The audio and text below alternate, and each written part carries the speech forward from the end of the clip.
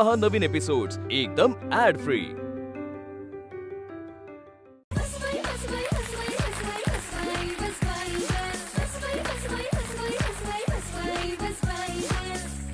नमस्कार मंडळी, नमस्कार। मी सुबोध भावे आपल्या सगळ्यांचं स्वागत करतो तुमच्या लाडक्या गप्पांच्या प्रवास दौऱ्यात, ज्याचं नाव आहे बस बाई बस। मंडळी, असं म्हणतात की स्वतःचं दुःख बाजूला ठेवून ज्याला दुसऱ्याला हसवता आलं त्यालाच खरं तर आयुष्यात जगता आलं। सुप्रसिद्ध लेखक पु ल देशपांडे फार सुंदर लिहितात, जन्म आणि मृत्यू या दोन्ही टोकामध्ये पकडून नियतीनं चालवलेली तुम्हा आम्हा साऱ्यांची फसवणूक एकदा लक्षात आली की मग सभोवताली जमलेल्या माणसांची हसवणूक करण्यापलीकडे आणखी काय करायचं। खरंच माणसाला रडवणं सोपं असतं, पण हसवणं तेवढंच अवघड। आणि आज अशीच एक व्यक्ती आपल्या बसनी प्रवास करणार आहे, जिने नाटक, मालिका आणि चित्रपटातून प्रेक्षकांना आपल्या विनोदी अभिनयानं कायम हसवत ठेवलंय। फू बाई फू सारख्या अनेक विनोदी कार्यक्रमातून खऱ्या अर्थानं महाराष्ट्राच्या घराघरात पोहोचलेली अत्यंत गुणी अभिनेत्री, जोरदार टाळ्यांनी स्वागत करूया विशाखा सुभेदारीचं।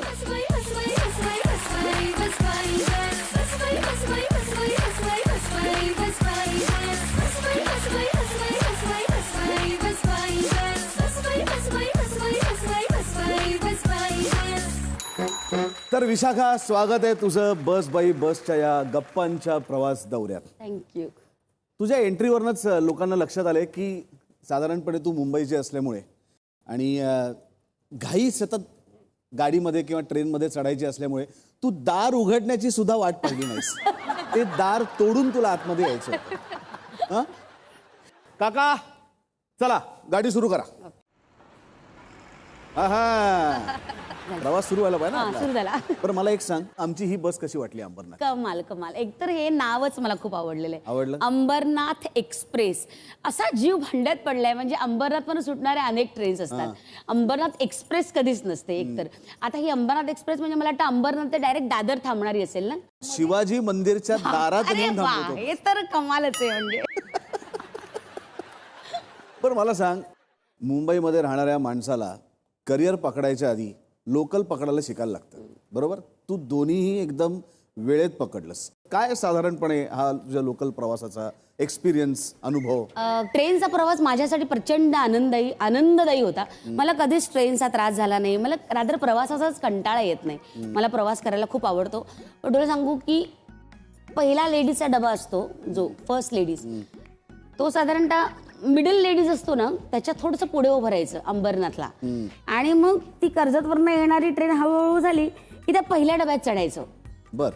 आणि मग पुढच्या प्रवास करायचा। सो असंच कायम ट्रेन पकडलेली आहे मी। कधीच पहिल्या लेडीजच्या तिथे उभं राहून पहिला लेडीजचा डबा नाही पकडला कायम। तेव्हा जरा बारीक बिरीक होते, तेव्हा जरा चढण्या उतरण्याची ताकद होती, धावपळ करायची होते।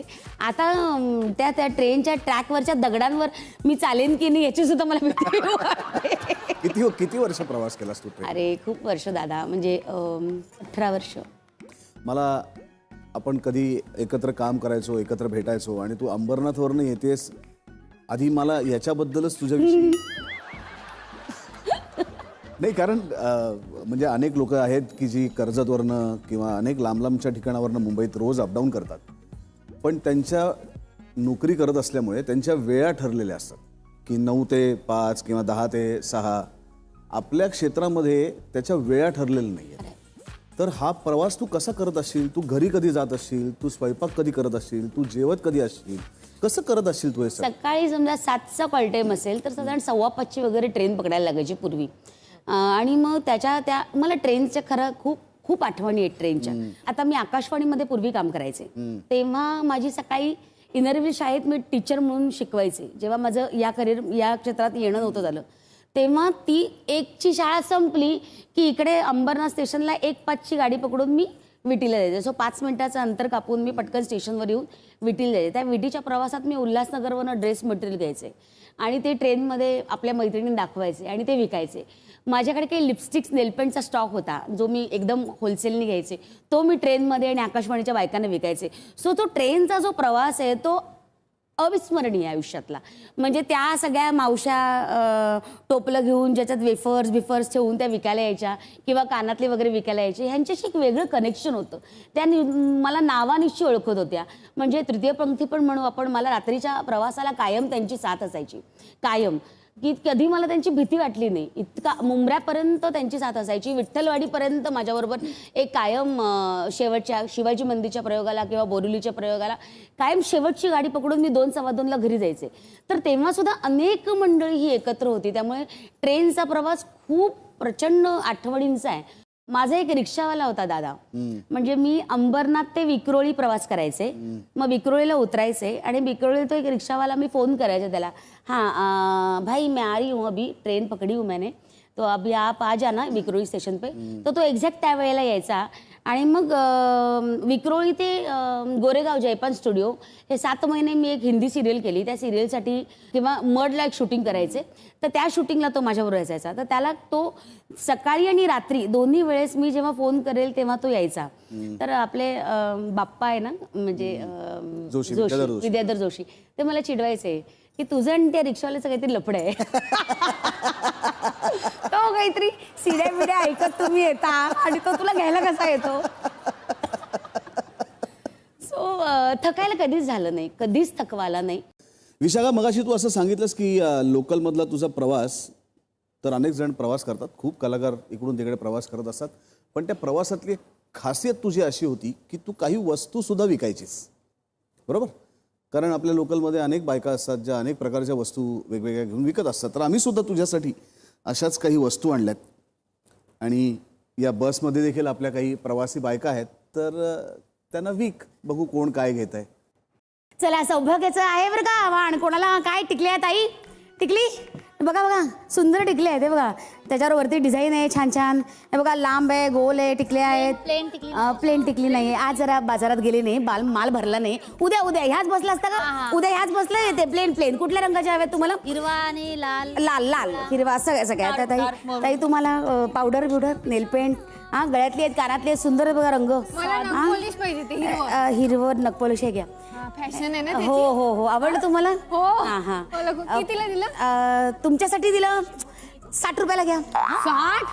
ओ काहीच्या काही बाहेर खूप भाव आहे. 60 रुपयाला घ्या ना. बरं बघा तुम्ही, ह्याच्यापेक्षा खाली देऊ. फॅशन आहे म्हणून माझं मन आता अडकलं. चला त्यातल्या त्यात हे घ्या, 58 रुपयाला घ्या. 20 रुपयात माग. किती? 20. हो ताई, घ्यायचं तर घ्या. बघा 20 रुपयाला कोणी मिळतं का? 30 एवढा कमी याच्यात नाही. दुसरीकडे बघा. 30. तुमचं नाही, माझं नाही. 40 ला देऊ. 30. 40. चला, तुमचं नाही, माझं नाही. किती? 38. 35. 38. 32. हा रंग मिळणार नाही.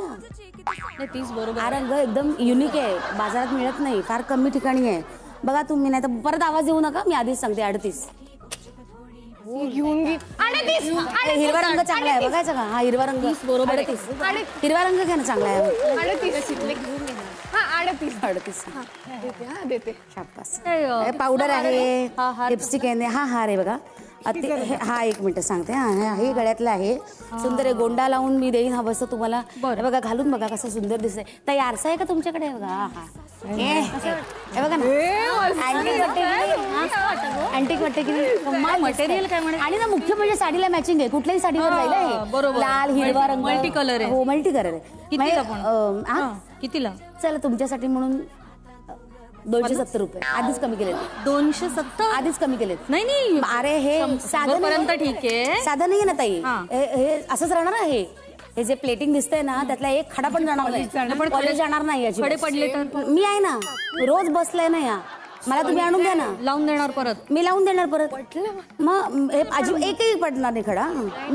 आवडलं मला पण. 200. मी आधीच बघा 200. मी बोलताना 300 बोलले असते की नाही? किती म्हणताय? मी 270 बोलले म्हणजे आधीच कमी करून दिले की. 150 बरोबर वाटतं. नाही, 270. नाही आणि नुसतं हे प्लेट आधी 38 रुपये दे ना मावशी. पैसे तर दे, नुसतंच मोलभाव केला. पैसे मी शेवटचा 180 तयार आहे. पैसे द्या आधी. हा, माझी बस सुटेल, उतरायचं पुढच्या स्टेशनवर. वा वा वा, या विशाखा ताई, या वा वा वा वा वा. आठवले का जुने दिवस? अरे फारच. मला खूप आठवले. आकाशवाणीत जायचंय ना मी, तेव्हा ड्रेस मटेरियलचे हे एवढं मोठं बोचकं उचलून घेऊन जायचे आकाशवाणीमध्ये. मग ह्या मॅडमला काय हवं, त्या मॅडमला काय हवं, अशा करून उल्हासनगरवर ड्रेस घ्यायचे. आणि घेऊन जायचे. तर ट्रेनमध्ये पण काही आपल्या नेहमीची गिराईक असतात ना, मग त्यांना दाखवायचं. फार अगदी ट्रेनभर फिरायचं नाही मी, पण आपल्या आपल्या आजूबाजूची जी मंडळी असतात ना, मुद्दामून उघडं ठेवायचं, आपणच माल काढायचा, त्याच्यावर टॅग लिहायचं. विकायला जायचं नाही, तिथेच बसून उगाच आपलं सटकून बाजूला ठेवायचं. ये इसका आहे, मग फोन करायचा कोणाला तरी, हा हे बघा तुम्ही सांगितलेलं ते ड्रेस मटेरियल मी आणलंय, हा असं करून फोन करायचे. असं सगळे धंदे करायचे. वा वा वा वा वा वा वा, म्हणजे अभिनय चालूच होता. हा आयुष्यभर चालू. पण खरं सांगते, ट्रेन मधला प्रवास ना मला अक्षरशः डोळ्यासमोर उभा राहिला. माझं पहिल्यांदा पाकिट वाढलं ना, म्हणजे एक सिरियल करत होते तिथे, एक त्यावेळेस 500 रुपये पाकिट 700 रुपये एवढं मानधन मिळायचं. मी एक डावपटाचं नाटक केलं, त्याला मला बक्षीस मिळालं, असं अभिनेत्री म्हणून माझं नाव एका यादीत आलं. त्यावेळेस माझं पाकिट अचानक त्यांनी 1000 रुपये भरलं. तर मला 700 पण नाही, 500 रुपये मिळायचे आणि 1000 रुपये भरलं. तर मला, आणि मी आपल्या घरी जाताना आपण तिथेच मोजत नाही ना, शूटिंगवर जागा मिळाली तर मी अशी मोजली आणि मला रडू झालं. आधी वाटलं की चुकून भरली की काय ह्यानी का काय झालं.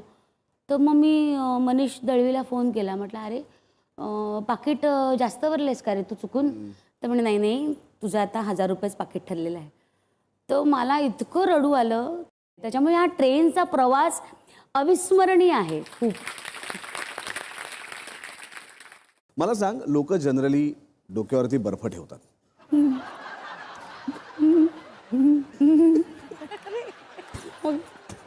हसू आलं मला. बर्फ म्हटलं की मला खूप आनंद होतो. अरे डोक्यावरती बर्फ ठेवतात जनरली, तू जिभेवरती ठेवतेस. साखर नाही ठेवायला जमलं ना कधी, म्हणून बर्फ ठेवते. का?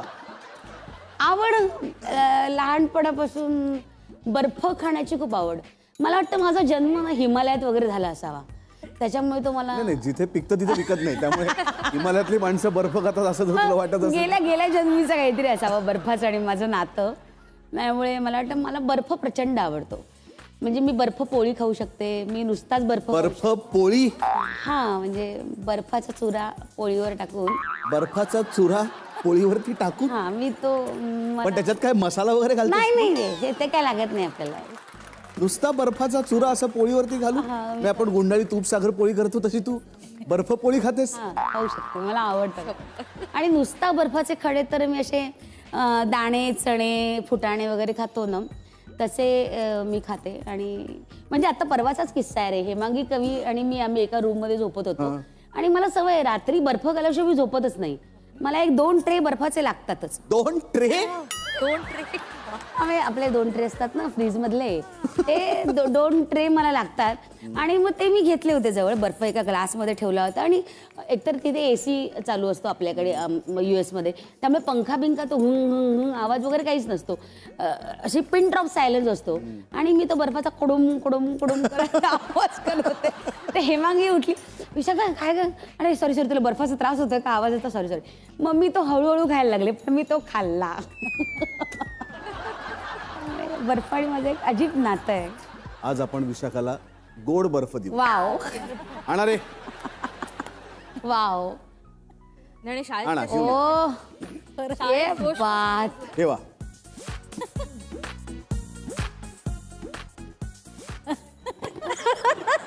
अगं ते चॉकलेट आहे का?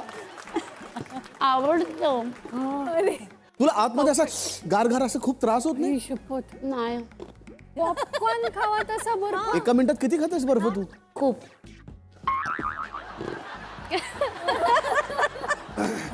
मी थंड पडलोय हे सगळं बघून. मी हे पण आता माझे पंबल पडतील, कारण जीभ जड होते ना बोलायला बर्फ खाल्ला की. हा, मग आता कसं करायचं? नाही पण मी ते तुला शब्द बोलायला लावणार आहे काही. काय? तो एक आहेच एक्सरसाइज. ओके. मराठीत सांगितलेलं कळत नाही की इंग्लिश मध्ये सांग? मराठीत सांगितलेलं कळत नाही तर इंग्लिश मध्ये सांगू. वा वा वा. माझी परीक्षा होते. पकड पकड खिचके पकड. पकड पकड खिंच के पकड. ओम भगनी होते काय का त्या ह्याच्यातलं महेश कोठारेच्या पिक्चर मध्ये? ओम भगनी भागवत, ओम फट स्वाहा. ओम पट स्वाहा. पक्का पापड कच्चा पापड. पक्का पापड कच्चा पापड, पक्का पापड कच्चा पापड, पक्का माझा आत्मा पापड, तुझ्यात, तुझा आत्मा माझ्यात. माझा आत्मा तुझ्यात, तुझा आत्मा माझ्यात. ओके, बर्फ खाऊन सुद्धा बरं बाबा, बर्फ खाऊन सुद्धा पंबल पडला नाही है ना. क्लॅप कमाल आहे. म्हणजे आता तुझ्यासाठी आज जे बघत असतील ते आता तुझ्यासाठी बर्फ ठेवतील सेटवर. हा, माझ्या वाढदिवसाला अनेक मित्र मला बर्फ घेऊन येतात. बर्फाचा केक वगैरे. एकदा अंबरनाथला एवढा परातीत असा बर्फाचा डबा घेऊन आला होता माझा एक मित्र. त्यामुळे विशाखा, हे इतके वर्ष आपण एकमेकांबरोबर काम करतोय, पण ही गोष्ट मलाही माहिती नव्हती. आज कार्यक्रमाला मला, मी केवढा बर्फ खायचा रे. पण आपण एकत्र तसं काम केलं नव्हतं ना कार्यदुरावामध्ये. तर मंडळी, आता वेळ आली आहे डेन्व्हर रॅपिड फायर राऊंड खेळण्याची. आवडता सहकलाकार समीर चौगुले की पॅडी कांबळे? पॅडी कांबळे. आवडतं नाटक एक डाव भटाचा की कुर्र? एक डाव भटात. आवडती अभिनेत्री नम्रता आवटे की निर्मिती सावंत? निर्मित नाही. आवडता पदार्थ बर्फ की बर्फी? ए, जगाला माहिती आहे याचं उत्तर, मी काय सांगू. ते तर आम्ही पाहिलंच आता, पण तरी. बर्फ. आवडता गायक किशोर कुमार की मोहम्मद रफी? किशोर कुमार. कसा अनुभव आहे तुझा निर्माती म्हणून? डेंजर काम आहे, म्हणजे निर्माती म्हणजे बर्फ खाणं इतकं सोपं नाही आहे. खरं तर ते तो आता खरंच डोक्यावर ठेवण्याची गरज आहे निर्माती म्हणून. किंवा खूप शांत.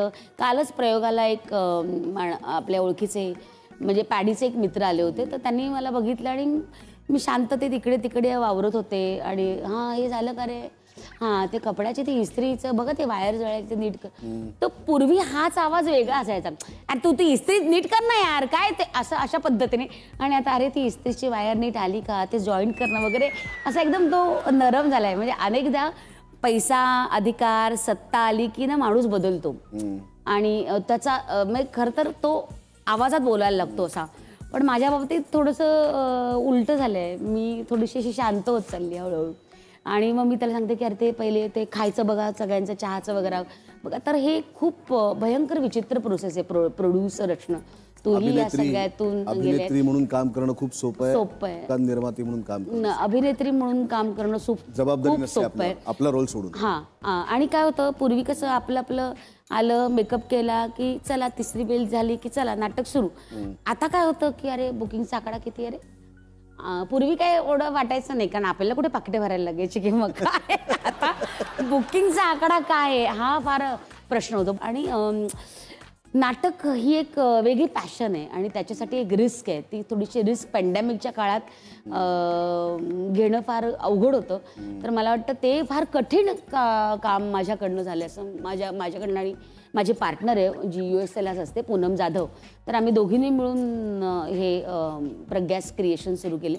सो अशा वेळात नाटक प्रोड्यूस करणं हे फार जिकरीचं होतं. पण घेतलं देवाचं नाव, म्हटलं कधीतरी काहीतरी बदल करणं गरजेचं आहे. आणि एखादं पहिली नाही का ते चकणं असं असतं ना पहिले, ते फार गरजेचं आहे. तर पुढच्या आपण व्यवस्थित निशाण्यावर खेळू शकतो. तर त्याच्यामुळे ते मला असं वाटतं की आज या निमित्ताने एक अभिनेत्री निर्माती म्हणून एक नाटक घेऊन आली आहे. तर मला असं वाटतं तुझ्या नाटकाबद्दलही प्रेक्षकांना सांगावंस. नाटकाबद्दल सांगायचं तर माझ्या नाटकाचं नाव कुर्र आहे. सो प्रग्यास क्रिएशन ही माझी संस्था आहे, ज्याने माझं पहिलं पाऊल आहे कुर्र. मातृत्वाबद्दल एका स्त्रीचं भावविश्व काय असतं ते विनोदी पद्धतीने दाखवण्याचा प्रयत्न या नाटकात केलेला आहे. आणि नाटक जरीसुद्धा संवेदनशील असला, एक वेगळा विषय असला तरीसुद्धा ते फार कारुण्याची काय म्हणूया ती जी आहे ती विनोदी पद्धतीने त्याची पेरणी केलेली आहे. त्यामुळे हसू आणि अश्रू या दोघांचं छान मिश्रण असलेलं म्हणजे कुर्र नाटक आहे. खूप लोकांना आवडतं आहे. तर खूप छान रिस्पॉन्स येतात. माझी कळकळीची विनंती की ज्यांनी आत्तापर्यंत बघितलेलं नाही आहे त्यांनी या नाटकाला प्लीज या आवर्जून गर्दी करा. मला खात्री आहे की भरपूर उदंड गर्दी करून तुझा 100चा टप्पाने तो 1000पर्यंत पोहोचू दे, त्याच्याही पुढे जाऊ दे. यास तुला या निमित्ताने शुभेच्छा. आता आपण वळूया आपल्या महिला मंडळाकडे. आता संपूर्ण सूत्र त्यांच्या हातात. नमस्कार, मी कोकणात नाही लय. नमस्कार. म्हणजे बघा, तुमच्या बऱ्याच स्किटमध्ये ना तुमचं समोरचं को आर्टिस्ट कधी कधी ना घाबरलेलं दिसतं आमका. हा तुमचं नवरो पण तुमका घाबरता? माझा नवरा बिचारा नाही घाबरत मला. मी थोडीशी त्याला घाबरते उलट. तुम्ही घाबरतास मी नवऱ्याक घाबरतास? काय खोटं दिसतंय का रे चिरे? कन्व्हिक्शनच नाही काही. अरे नाही, मी नाही घाबरत कोणाला किंवा तोही नाही मला घाबरत. मग कोणाक घाबरतास तुम्ही? मला दुटप्पी माणसांची खूप भीती वाटते. अच्छा. की म्हणजे समोर एक मागे एक अशा माणसांची मला खूप भीती वाटते. हे ना वाईटच माणसं असतात. काय? मग माका सांगा, कडकडून एकदम भूक लागली तर किती जेवतास? माझ्याकडे बघून तुमका काय वाटतं? दिवसात 5-6 वेळा जेवतास? 5-6 वेळा असं वाटतं तुमका? तेवढा वेळ माका मिळतो म्हणून विचारलं तुम्ही. त्याला करायला एवढा वेळ मिळतो 5-6 वेळा जेवायला? ब्रेक जेमतेम होतो आपला. सकाळी नाश्ता, दुपारचं जेवण असा डोंगरेवडा भात. सॉरी डोंगर जरासं मोठं झालं. तो डोंगर मोठं झालो तर थोडासा भात. पण आता ना शुगर लागले त्याच्यामुळे ना जेवणावर खूप बंधन आहे. त्यामुळे माझं काही जेवण फार नाही. वाटतं असतं हे जे ना सगळं दिसतंय तुम्हाला, हे ते सगळं प्रेम आहे तुम्हा सगळ्यांचं. प्रेम तर असाच भरपूर आमचा. त्याच्यामुळे हे पण जास्त खाऊ काय आवडतं, व्हेज की नॉन व्हेज? मासे. माझ्या लेकाला ना लहानपणी मासे खायला मिळायचे रे अंबरनाथच्या घरी. आमच्या घरी ब्राह्मण असल्यामुळे शाकाहारी सगळं, त्यामुळे मासे बिसे काही मिळायचे नाहीत. तर मी त्याला थोडक्यात गंडवलं होतं की तर मी त्याला सांगितलं होतं की सुरण हा एक मासा आहे आणि मी सुरणाचे काप त्याला मासा म्हणून अनेक वर्ष खायला घातलेत. सुरणाचे काप मासे म्हणून खायला मासे घातले. म्हणून. वा. आणि मी त्याच्या ह्याच्यात अजिबात काटा नाहीये, त्यामुळे हे तू खाऊ शकतो. त्यामुळे त्याला अनेक वर्ष सुरण मासा माहिती होता. म्हणजे एक मला सांगा, आता पावसाळ्यात कसं होतं की लोक खूप ट्रॅफिक जाम होतं, खूप चिखल होतं म्हणून घरात बसतात, पण तुम्हाला विशेष करून लॉंग ड्राईव्हला जायला आवडतं, तर याबद्दल काय सांगाल? माझं म्हणजे आवडतं मला लॉंग ड्राईव्हला जायला, प्रचंड आवडतं. म्हणजे पाऊस असो, ऊन असो, थंडी असो, मला लॉंग ड्राईव्ह खूप आवडतं. म्हणजे असं 8-8 तास, 9-9 तास, 13-13 तास मी प्रवास केलेला आहे आणि ड्राईव्ह स्वतः केलेलं. त्यामुळे मला कंटाळा येत नाही ड्राईव्हचा. कधी झोप लागत नाही ड्राईव्ह करताना. असं झालं असं कधी होत नाही. अशीच गाडी काढली, सुरू झाला प्रवास, सगळ्यात आवडतं ठिकाण कुठलं आहे की जिथे बऱ्याच वेळा जायला आवडतं, जाऊन येता? असं एकाच ठिकाणी मी खूप वेळा नाही जात. हे खरं तर आयुष्यात जमलं असतं ना, करिअरमध्ये तर मज्जा आली असती. बरं, एक छोटीशी आता एक परीक्षा घेऊया. मी काही कलाकारांची नावं सांगणार आहे, तर कुणाच्या शब्दांना जास्त धार आहे त्यानुसार चढता क्रम लावायचा. आनंद इंगळे, वैभव मांगले आणि ऋषिकेश जोशी. ऋषिकेश, आनंद आणि वैभव. काही अनुभव कधी? खूप अनुभव आहेत, कारण का मी ऋषिकेश जोशीबरोबर फार काम नाही करण्यात आलं. मॅक्झिमम वैभव आणि आनंद बरोबर फुबाई पूच्या दरम्यान किंवा इतरही अनेक इव्हेंटला आम्ही कामं केलेली, स्किटमध्ये किंवा अख्खी एक सिरियल शेजारी शेजारी पक्के शेजारी आम्ही झीवरची केलेली आहे. मी अशी माझ्या ना दिसण्याच्या बाबतीत किंवा ड्रेसिंग सेन्सच्या बाबतीत वगैरे फार काही सजग बिजग नाही आहे. आपलं सकाळी लवकर लवकर उठायचं, घरातली कामं करायची, पटापटा आवरायचं आणि जे हाताला येईल कपडा तो घालायचा आणि निघायचं. तर एकदा मला अजून आठवतं की आमच्या शेजारी शेजारी पक्के शेजारीचं शूटिंग होतं आणि स्वभाव म्हणजे गमतीचा स्वभाव वाईट वाटलं होतं मला. की तर माझ्या पुढ्यात ती आमची हेअर ड्रेसर होती, मंजू तिचं नाव, आणि मी तिच्या मागे होते. तर वैभवनी शहाण्याने मला बघितलं तरी सुद्धा हाय मंजू कशी आहेस, काय गुड मॉर्निंग वगैरे तिला केलं आणि मी तिथेच होते. अरे असं करून तो काही बोललाच नाही माझ्याशी. तर मला इतकं वाईट वाटलं की अरे मी तिथेच ना मागे. तर म्हणे काय कसं तुम्ही येता, काय तुम्ही काय असं वगैरे. सो त्याला ना बऱ्याचसा खरं तर आम्ही खूप चांगले मित्र, एकत्र काम केलेली माणसं आहोत. त्यामुळे एकमेकांचे प्लस पॉईंट मायनस पॉईंट सगळे चोख माहिती आहेत. त्यामुळे त्याचा एक बारीक शब्दसुद्धा खूप धारदार लागतो आणि एक बारीक शब्दसुद्धा तेवढाच प्रेमाचा आणि तेवढाच मायेचा असतो. तो दोन्ही टोकांवर आम्ही कामं केलेली आहेत. छान. नमस्कार विशाखा, मी गोपटे आजी. आजी? हा मी आजी. अरे ह्या कुठल्या अँगलने आजी तू वाटतं? वाटतेस काय का मास्टरला असलेल्या मुलाची आई? नाही. आता बाहेर असं सगळं फिरायला जाता, इतकं आता सांगितलं, तर केरळ, माथेरान, पाचगणी. तर मग घोडे, उंटावर वगैरे किंवा हत्तीवर वगैरे बसलायत का? मी नाही कधी बसलेले हत्तीवर. दुबईला एकदा उंटावर बसायचा प्रयत्न केला होता.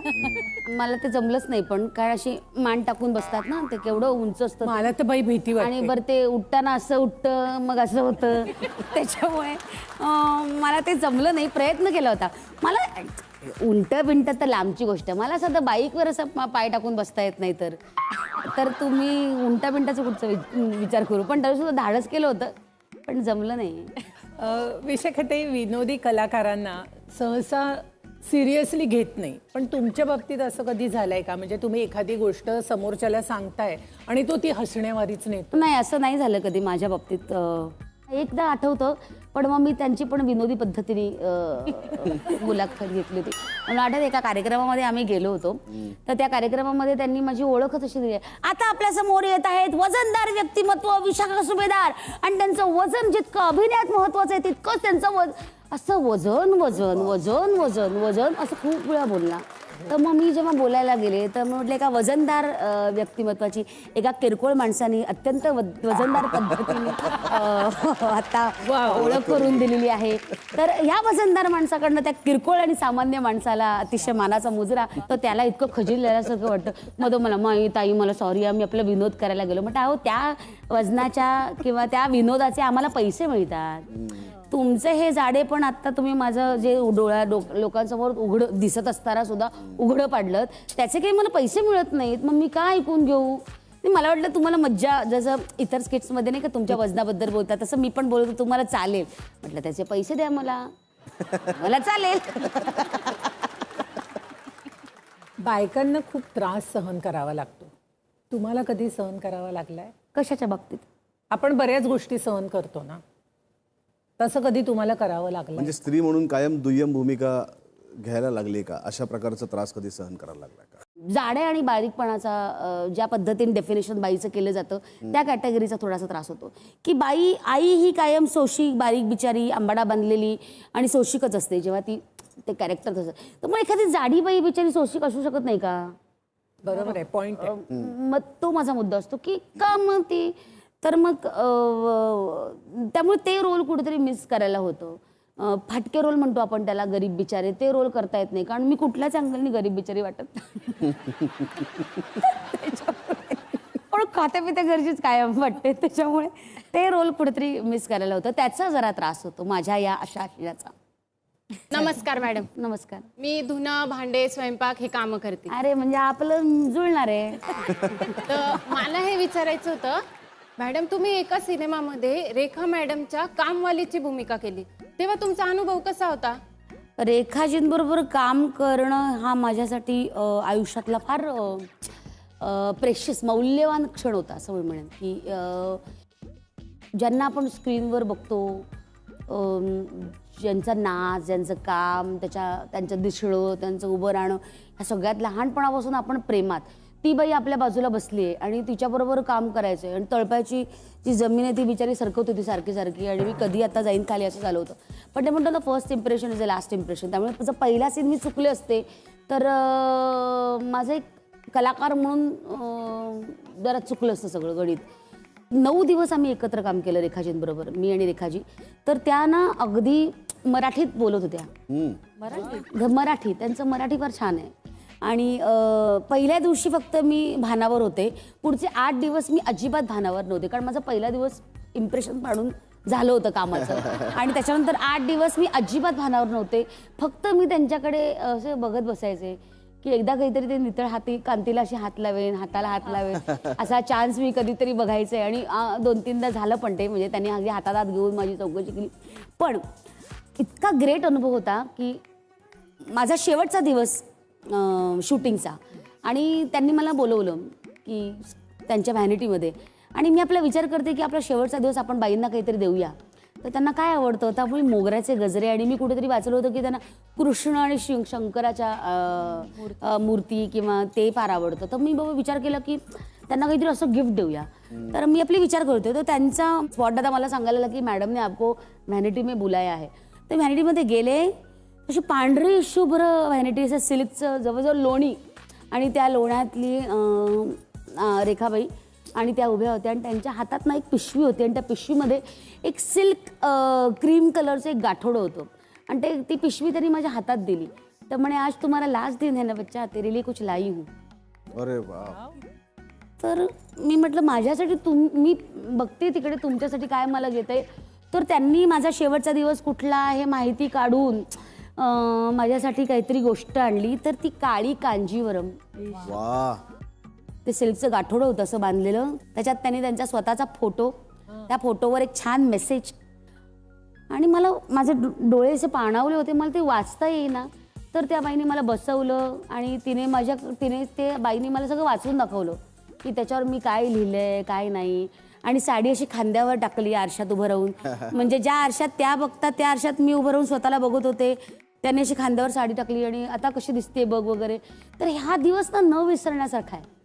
तर ते ब्लेसिंग्स मला मिळाले. ती साडीची घडी अजून मी मोडलेली नाही आहे आणि माझी असं वाटतं की काही गोष्टी आपण मोडू नये, त्या तशाच ठेवाव्यात. ते गाठोड तसंच ठेवले, ती गाठोडी तशीच बांधून ठेवले. कधीतरी एकदा उघडून बघते की बाबा आहे ना व्यवस्थित, त्याला काही खराब होतात ना साड्या तशाच ठेवून. तर त्या पुन्हा झटकून व्यवस्थित परत ते ठेवते. त्यामुळे एक म्हणजे न विसरण्यासारखा प्रसंग होता तो. ब्लेसिंग्स त्यांचे मला मिळाले आणि त्यांना माझं काम खूप आवडलं, त्यांना माझा स्वभाव खूप आवडला आणि माझा खूप प्रयत्न आहे की आमच्या नाटकाच्या 100व्या प्रयोगाला त्यांना बोलवायचं. नक्की येतील. पण माहित नाही ते कदाचित येतील किंवा आय डोंट नो, पण प्रयत्न नक्की करेन. मॅडम आता तुम्ही साडीचं म्हणल्या, म्हणजे वाईट नका वाटून घेवा. नाही. एक उत्सुकता म्हणून दुकानातली 5 वारी साडी पुरते का हो मॅडम? नाही. एवढं एक्सटेन्शन लावावं लागतं. झाले प्रश्न समजले. किती सोपे होते तुमचे प्रश्न. सुटलीस तू. सुटले बाबा. हा खेळ विशाखा खूप सोपा आहे. याचं नाव आहे धरलं तर कळतंय. तर याच्यात तुला इथे दोन्ही बाजूला 2 होल्स दिलेत. त्याच्यातनं तुला हात आतमध्ये घालायचा आहे, त्या वस्तूंना स्पर्श करायचा आहे आणि त्याच्यातनं ती वस्तू काय असेल हे तुला ओळखायचं आहे. ठीक आहे. 1 2 साडेमाडे 3.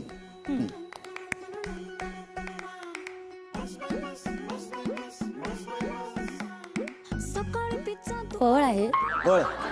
कदाचित. गोल आहे, उबडधोबड गोल आहे. बोल काय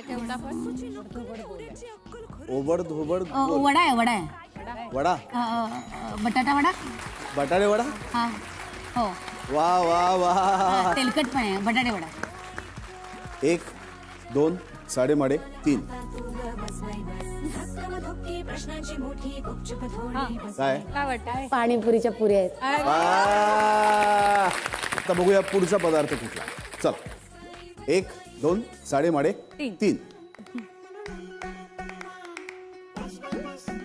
काय वाटतं? काय रोजच्या वापरातली असू शकते, कदाचित 2 दिवसानंतरच्या वापरातली असू शकते, कदाचित 2 दिवसाच्या म्हणजे कदाचित आठवड्यातनं एकदा वापरण्याची सुद्धा असू शकते. एक आहे 2 दिवसानंतर वापरण्याची, आठवड्यात एकदा वापरण्याची. बरं चला, सकाळी वापरण्याची गोष्ट आहे. एवढी हिंट आपण देऊ शकतो. काय वाटतं?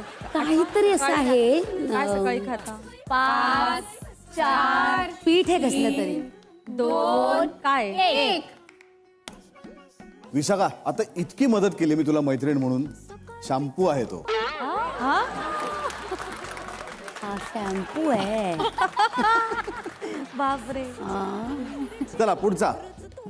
1 2 साडेमाडे 3. लगेच आता एकदम ना.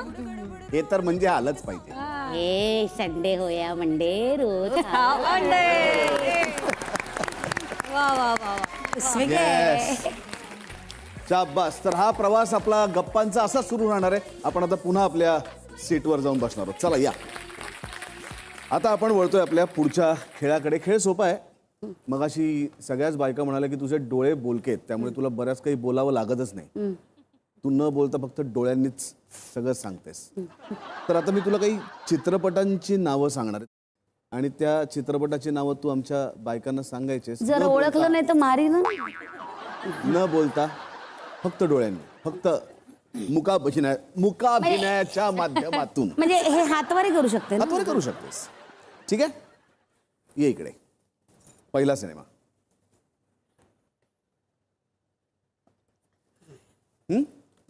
ओळखा. मराठी, हिंदी. हिंदी हा. मराठी. किती शब्द? 2 शब्द. पहिला शब्द पूजा. पूजा, अर्चना, देऊळ. देऊळ बंद. वा वा वा वा वा वा.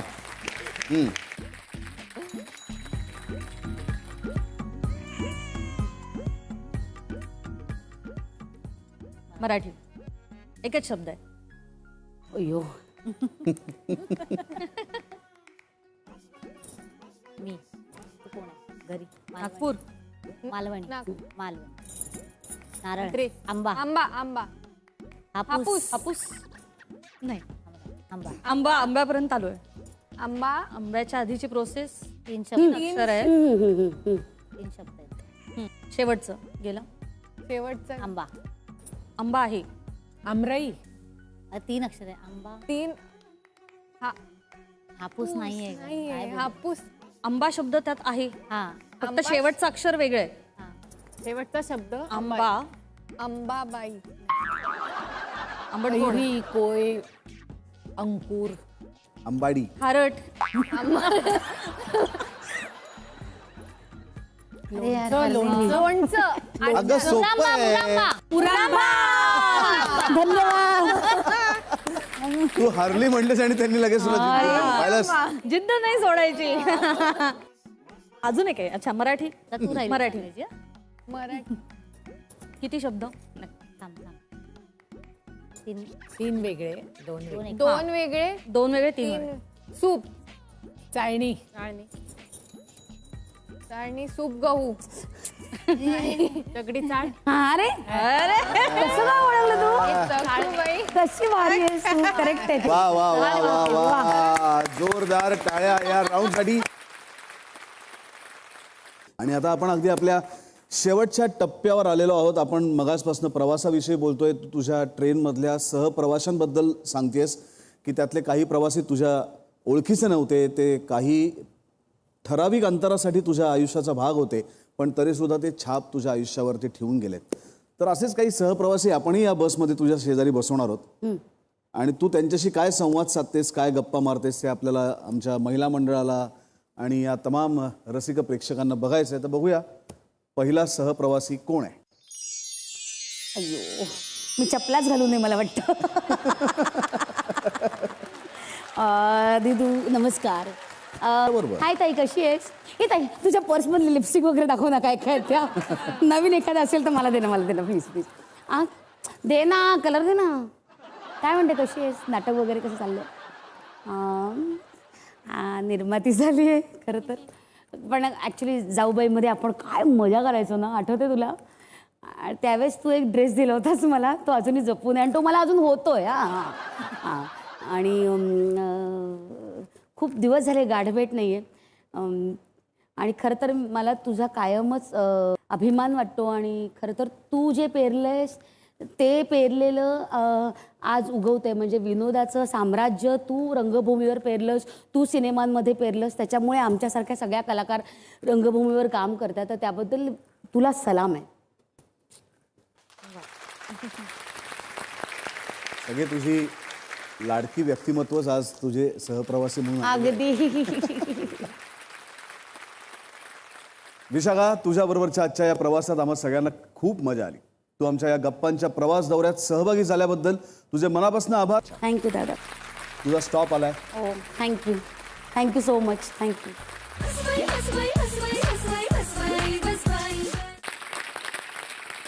तर मंडळी, आजचा प्रवास इथेच थांबूया. आपण पुढच्या भागात भेटूया नव्या वाटेवर नव्या प्रवासासह. तोपर्यंत हॅपी जर्नी. आणि ही बस पकडायला विसरू नका. पाहत राहा बस बाय बस.